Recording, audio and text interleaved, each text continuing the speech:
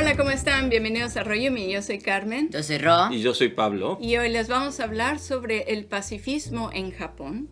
Hace unos días fue el 75 aniversario de la caída de las bombas atómicas en Hiroshima y Nagasaki. Está ahora mucho en las noticias todas estas conmemoraciones que se han hecho, todas estas ceremonias de concientización hacia la sociedad para el no uso de armas nucleares, ¿no? Muchos de ustedes nos preguntaron en los comentarios recientemente que cómo se conmemora o qué se hace, digamos, para recordar las bombas atómicas o, digamos, el final, en cierto modo, de la Segunda Guerra Mundial en Japón. Y bueno, hoy queríamos hablar un poquito la repercusión que tuvo, obviamente, estas bombas atómicas, la Segunda Guerra, en la sociedad actual japonesa y cómo se refleja en un evidente pacifismo en la sociedad. Y qué tanto este pacifismo es real en otras áreas, o qué tanto el gobierno mantiene esta idea de pacifismo y qué tanto no, qué tanto es, en pocas palabras, qué tanto es real y qué tanto es pura apariencia. Bueno, prácticamente este pacifismo en Japón se refiere a una serie de leyes, principios, políticas, digamos, estatutos que se tienen aquí en Japón para mantener y promover el pacifismo, la no guerra, el acto no violento hacia otros países y la no proliferación básicamente de cualquier tipo de arma. Obviamente con especial interés contra las armas nucleares y también contra las armas ofensivas, llamémoslas así. Obviamente uno dirá, cualquier arma es ofensiva, pero hay pequeños detallitos que vamos a comentar un poco también dentro del video. Estos principios, estas normativas se encuentran reflejadas en varias normativas, en varios diferentes acciones directamente del gobierno, de las leyes. El primero y más famoso de todo es el artículo número 9 de la Constitución de Japón, que básicamente es un artículo en el cual Japón, después de la Segunda Guerra Mundial, renuncia a cualquier acto violento hacia otro país. Renuncia a su derecho soberano de atacar otro país y de resolver disputas internacionales con uso de la fuerza, ¿no? Con armas. Obviamente el texto original está en japonés, tiene diferentes traducciones, diferentes interpretaciones, pero básicamente esto es lo que dice. Japón prácticamente renuncia también a mantener un ejército, sea terrestre, marino o aéreo. Prácticamente está prohibido por el artículo 9 de la Constitución tener un ejército como tal. Obviamente esto es un poquito sujeto a interpretación y también vamos a hablar un poco de esto, ¿no? Otro punto muy importante es como en Japón está prohibido legalmente la venta de armas al extranjero. O sea, no hay exportación de armas de Japón a ningún país de ningún tipo. En teoría, otra vez vamos a ver dónde están todos los detalles que no cabe exactamente. También está prohibido en Japón el tener, el fabricar, el comprar cualquier tipo de arma de uso ofensivo. Esto se refiere más específico a portaaviones, misiles nucleares, misiles de largo alcance y mediano alcance, bombarderos, o sea, aviones para bombardear, etc., ¿no? Otro de los puntos es Japón por ley no puede gastar más del 1% de su Producto Interno Bruto en armamento, en ejército. Siempre tiene que ser menos del 1% en defensa. Estas son las bases en las que partimos. Yo sé que son muchos puntos, yo sé que es un poco complicado, pero vamos juntos tratando un poco. Bueno, la idea básica, inicio. ¿Creen o no que Japón es un país pacifista? Bueno, yo creo que como idea es pacifista. En teoría es pacifista y en práctica también.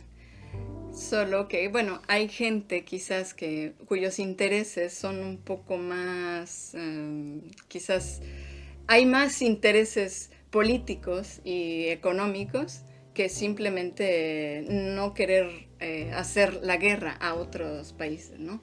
Es decir, mucha de la población no quiere saber nada de guerras, no quiere saber nada de armas, ni siquiera quiere saber de otros países, por así decirlo, ¿no? No porque sean egocéntricos, sino simplemente quieren vivir tranquilos, quieren vivir en Sí, paz. no es una aberración hacia, no es Sí, una no. xenofobia, sino es más bien, pues ellos están en su lado, nosotros en el nuestro y no hay ningún problema y no tenemos por qué pelearnos, Así ¿no? es, cada quien hace lo que tiene que hacer, cada quien ayuda a su prójimo si es que puede y vive en paz, ¿no? Pero hay gente que quizás muy dentro en la política, cuyos intereses ya son un poco más que solo económicos, ¿no? Entonces, creo que en general sí, la gente busca la paz. Bueno, yo también pienso así. Me baso más o menos en lo que he estudiado en la escuela, cómo nos dan las clases y así. Todas las clases que nos lo dan en historia, geografía. Y siempre nos dicen que la guerra es mala, que tenemos que vivir en paz, que tenemos que enseñarnos a nuestros hijos y a los que o sea, los más chiquitos de nosotros, de que no debe volver a ocurrir la guerra y que debemos vivir en paz, ¿no? Y eso pues lo repiten y lo repiten hasta un punto que quizás dices, ya lo sé, ya me lo sé, pero yo creo que realmente te lo tienen que decir muchas veces para poder pues hacerte lo normal, ¿no? Hacerlo normal. Es que parte de la política del gobierno japonés al acabar la guerra, en cuanto al sistema de educación, era crear en la identidad japonesa la idea del pacifismo. O sea, que fuera tan intrínseco en el soy japonés, decir soy japonés significa también soy pacifista. Así es, que fuera un homónimo, ¿no? Sí, y esto se refleja totalmente en la escuela. Hay un interés muy fuerte en mantener la idea del pacifismo, una insistencia muy fuerte de nunca más Japón va a llevar la guerra a otros lados, nunca más el uso de armas de invasión, de violencia. Hay una insistencia también en diferentes grupos contra las armas nucleares, obviamente. De hecho, hace, bueno, no sé cuántos años, pero más o menos unos 5 o 4 años, hubo como una festival o algo así contra las bombas nucleares o algo así, en Hiroshima, creo que era, diciendo, pues, o sea, la gente se juntaba y hablaban sobre que estaban a contra de la guerra y así, ¿no? Eso era como Unas conferencias. Sí, eso, una conferencia. Un congreso de paz. Y también hay un movimiento social que se creó por ahí del 2014, que de hecho se llama Premio Nobel de la Paz por el artículo 9, que ya, bueno, mencionamos hace rato sobre el artículo 9. Y este movimiento quiere que se otorgue el premio a la gente en Japón, que mantiene vivo el espíritu de este artículo, es decir, que mantiene la paz y que es pacifista, no guerra, no armas. Claro que pues en su momento no han ganado, siguen en la lucha de obtener este premio, no por premio en sí, sino para que la gente lo vea, ¿no? Y que sepa que puede lucharse por esto, ¿no? Y bueno, claro, ahí, o sea, no es de que todos los que viven en Japón son pacifistas, ¿no? Claro, hay, como dijo hace un momento, hay personas que pues no piensan así o lo piensan un poco diferente, de diferentes formas de pensar, ¿no? Entonces, no debemos decir de que Japón es puro pacifista, ¿no? O sea, es imposible hablar que un 100% de la sociedad japonesa es pacifista. Es una cuestión real, como dice Ro. Hay diferentes grupos, especialmente podríamos dividirlo en 4 grupos. Están los que creen que el artículo 9 de la Constitución debe permanecer y debe instaurarse todavía más al pie de la letra. Hay muchas cuestiones en las que hemos sido muy flexibles. Japón, en el papel, en el artículo, no debe tener una milicia, pero tiene lo que se llama las fuerzas de defensa. Y mucha gente cree que las fuerzas de defensa rompe con el artículo porque es una fuerza armada, aunque es para la defensa. En un inicio esto era manejado por la Agencia de Defensa, que era parte de lo que sería el Ministerio de Interior, digámoslo así. Pero actualmente ya es un ministerio, es el Ministerio de Defensa. Y esto le dio más independencia y más fuerza a la milicia. Y muchos ven esto como un acto de rearmarse, de remilitarizarse, y que va en contra del espíritu del artículo 9. Obviamente hay gente también que apoya el artículo 9, pero cree que Japón debe tener suficiente fuerza militar para defenderse. O sea, puede defenderse, tener armamento suficiente para defenderse y también pero no para atacar. ¿No? Hay quien dice que se debe hacer algunos cambios al artículo 9 de la Constitución.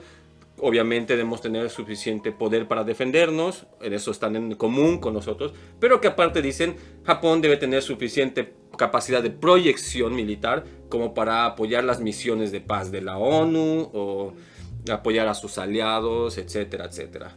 Y hay los extremos ya, digamos el otro extremo totalmente, que dice el artículo 9 debe borrarse totalmente, debe desaparecer, esto es una anomalía, así que Japón sea anormal. Y Japón debe tener una milicia hecha y derecha como cualquier otro país industrializado. Así es, armarse hasta los dientes, ¿no? Con bombas atómicas y todo, ¿no? Así es, los nacionalistas, ¿no? Digamos, sí, los nacionalistas.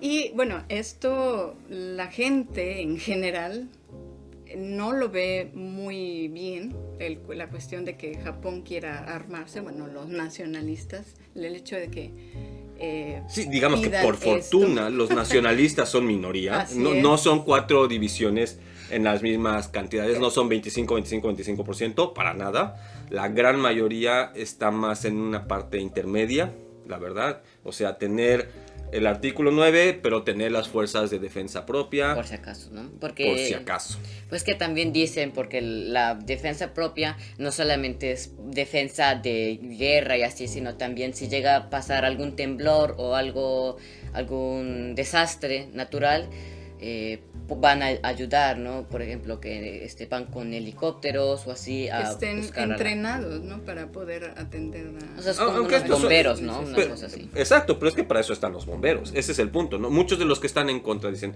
¿por qué militares si tenemos gente para la prevención de desastres, si tenemos bomberos, etcétera? ¿No? Debe ser parte de las fuerzas de defensa, que les podemos llamar como queramos, pero deberían estar sujetas a la policía o a los bomberos, etcétera. O sea, ser del Ministerio de Interior, no un ministerio aparte de defensa, ¿no?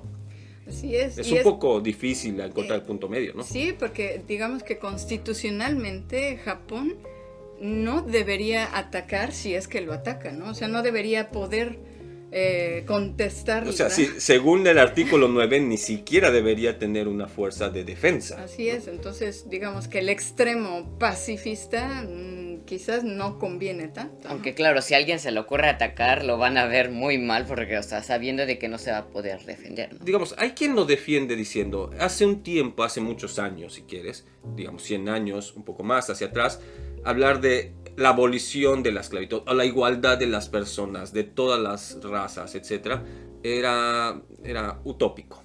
Era imposible, era insostenible económicamente, era confiar demasiado en la buena fe de la gente, etc., ¿no?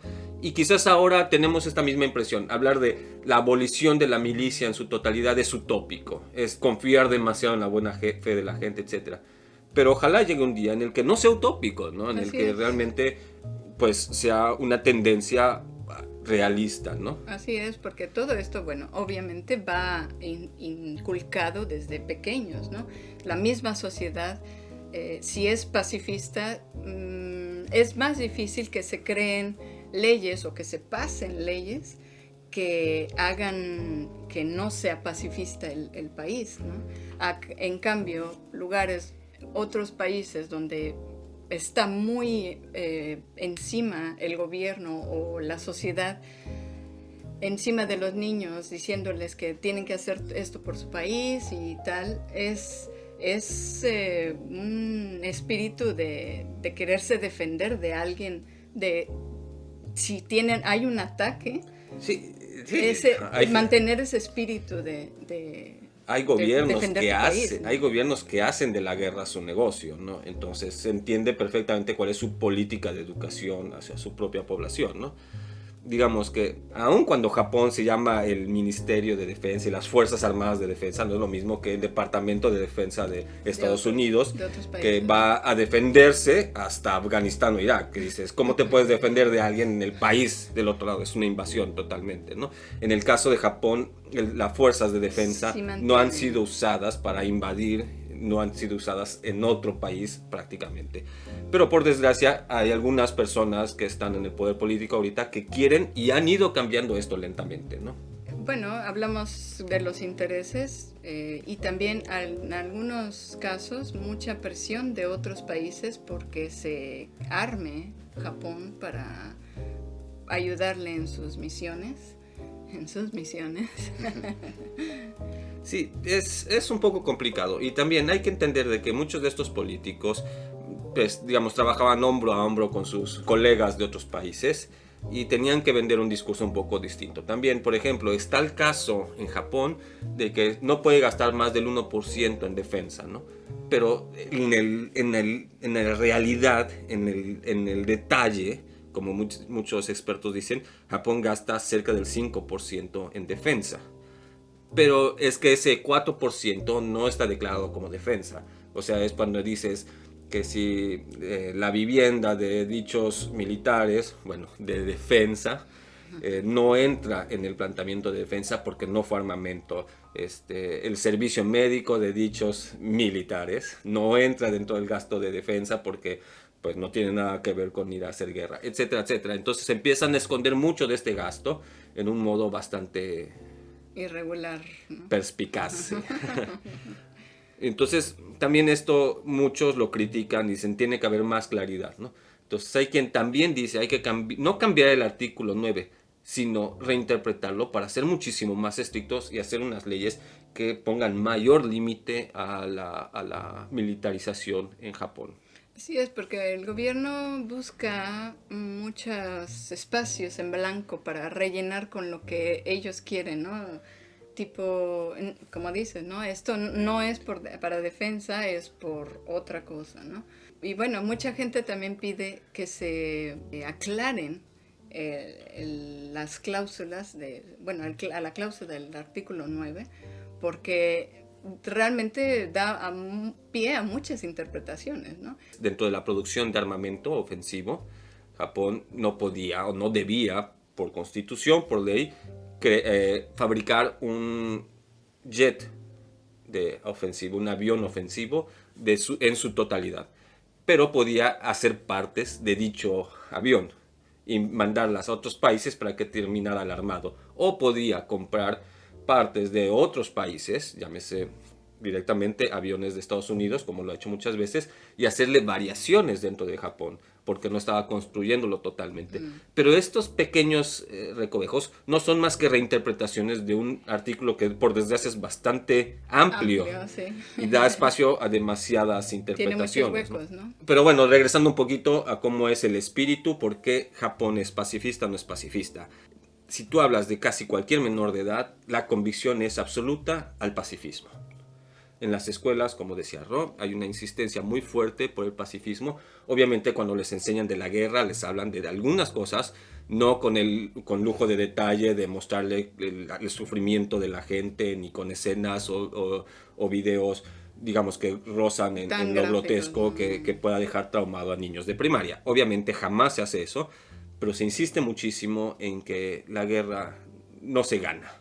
Todos perdemos en una guerra.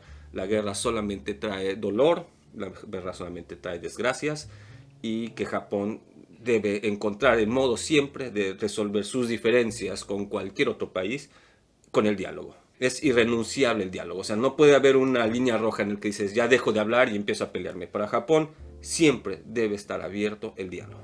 Y eso se refleja en la escuela, digamos, en las disputas que hay en la escuela, todas estas peleas, todos estos desacuerdos, siempre tienden a arreglarlo hablando, ¿no? Si hay algún niño que crea problemas, siempre van y arreglan el problema con el niño, ¿no?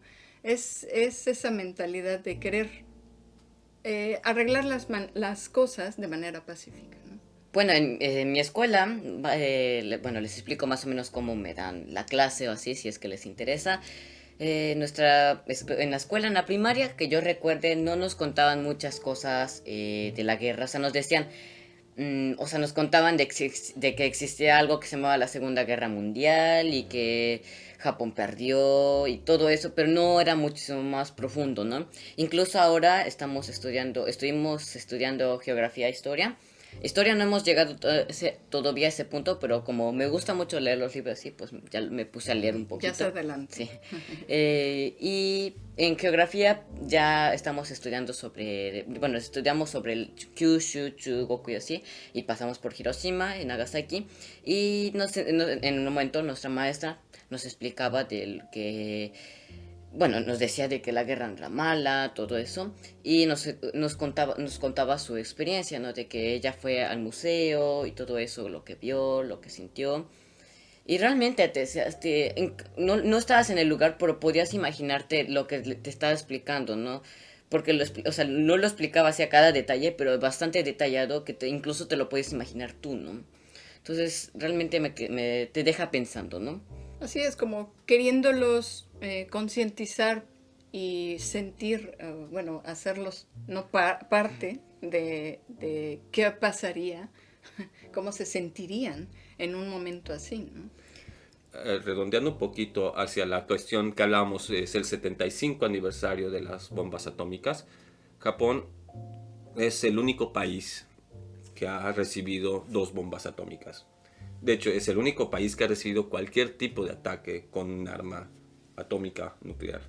Y esto también es algo que se busca concientizar a la gente. No es teoría, no es quizás sufriría, no es se destruiría tantas casas, se perdería tanta infraestructura. Es gente real, es gente que tiene nombres, que tiene hermanos, padres, hijos. Y que incluso siguen Algunos vivos. sobrevivieron, algunos murieron inmediatamente, otros tardaron años sufriendo con esto. Y esto es algo que, sin caer en el detalle del impacto, pero se busca concientizar mucho a los jóvenes. Y creo que es donde a veces entra en contraste con lo que, por desgracia, podemos llamar el mundo real, el mundo de los adultos a veces, ¿no?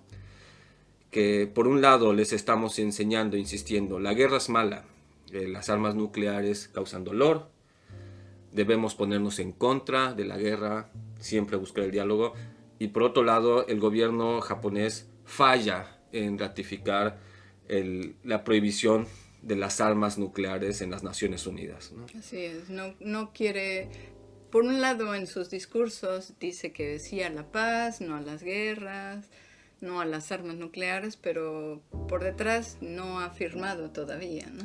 En la hora de la hora, en el momento en el que vale, pues eso, le sudó la mano, no firmó la ratificación, y Japón, el único país que ha recibido ataques de armas nucleares, no pinta como un país a favor de la prohibición de las mismas. Y esto es una contradicción histórica que a veces pues te mueve el tapete como japonés, ¿no? Y dices, ¿somos pacifistas? ¿Realmente somos pacifistas? Yo quiero, digamos, románticamente creer que sí, que todos en Japón somos pacifistas, que obviamente hay excepciones, pero que somos una gran mayoría, que esos políticos que no firmaron el acuerdo el acuerdo por la prohibición de las armas nucleares no nos representan. Así es. Pero puede ser que me esté equivocando, ¿no? Afortunadamente, la gente no busca enfrentamientos, ¿no? Quiere la paz. Si acaso se cambiase o se corrigiera este artículo 9, tendría que ser 2/3 de la Cámara para que pasara el referéndum, al referéndum, ¿no? Afortunadamente nunca ha pasado hasta ahora y esperemos que siga así. Japón ha mantenido este artículo vivo, no tanto por sus implicaciones legales, porque al final tenemos fuerzas armadas que en muchos casos serían muchísimo más, digamos, con más poder militar que muchos otros países, que por fortuna no hemos utilizado, pero que está latente. Esperemos que este artículo ayude a mantener el espíritu, pero hay que ir más lejos y hay que tratar también de contagiar el espíritu, ¿no? Y en eso creo que pudo haber hecho una gran diferencia esta ratificación de las armas nucleares. Creo que podría tener todavía más voz, más fuerza, más voto si Japón fuese todavía más activo y no solamente dejarlo románticamente en el artículo 9 y no pintarlo como la excepción japonesa, no dejarlo como una excepción, no pintar a Japón como una anomalía, sino esta debería ser la regla. Deberíamos tratar de influenciar otros países y tratar pues eso, de vender nuestra idea de que no necesitamos un armamento para resolver nuestros problemas, ¿no? Sentarse a las mesas de negociaciones, todo el mundo con sus cuchillos, chacos y lanzas en la mesa, listos para pelear, ya no es una conversación, ¿no? Así es. Y ser congruente también, ¿no? Si por un lado estás diciendo que sí a la paz y por otro estás diciendo que no, indirectamente, o más ¿no? bien no dices nada, o no Pues haces te callas nada, y te quedas callado. Eso no es congruente. No es congruente y queda una figura internacional pues muy cuestionable, ¿no? Realmente me gustaría poder pintar a Japón como un campeón por la paz, pero tenemos que ser activos, si no pierde toda credibilidad, ¿no? No solo Japón, sino otros países, bueno, como dijiste, ir pasando poco a poco, pero que no sea solo Japón, ¿no? Porque no sirve, o sea, es un paso más, pero no sirve mucho que solo Japón tenga paz, ¿no? Tienen que ser todos los países poco a poco, aunque sea poco a poco, y pues ir pues pareciéndose lo más parecido a Japón. No digo que Japón sea lo mejor, pero pues por lo menos tener, no sé, una regla parecida o algo así, poder ir avanzando y pues llegar a la paz, ¿no? Todos los vivimos en un cierto modo, ¿no? Todos nos despertamos en la mañana y decimos, hoy voy a tener un buen día, voy a sonreír a todos, no me voy a enojar, no voy a decir mentiras, si creo en alguna religión, hoy tuve mi rito, lo que sea, y me confesé, y pues no voy a hacer nada que manche mi conciencia. Y nos encontramos al primero que da la vuelta en el coche y se mete en segunda fila y todo, y se nos sale toda la fe, ¿no? Es difícil, ¿no? Sí, Pero hay que empezar el día con esa intención. Así y creo es. que el artículo 9 es esa intención, ¿no? Así es. Tienes la intención de no hacer la guerra, de estar en paz con todos. Si llega alguien y te hace la guerra, digamos, o te perturba tu paz, bueno, tú tienes fija esa idea de no, yo quiero paz, ¿no? Y no te contagia tan fácilmente, ¿no? Quizás si llega otro y llega otro y llega otro, pues eventualmente te corrompas, bueno, te derrumbes y hagas también la guerra, ¿no? Pero digamos, como dices, la idea es partir de algo bueno, como es la paz, y caminar hacia adelante y contagiar a los demás de paz. No sé, ¿ustedes qué opinan? ¿Creen que la paz es algo estructuralmente, administrativamente alcanzable? ¿Se puede cambiar nuestras constituciones, nuestras leyes para prohibir el uso de la violencia, el uso de la guerra, para discutir con nuestros vecinos, digámoslo así? ¿Es posible que tu país renuncie totalmente a las armas?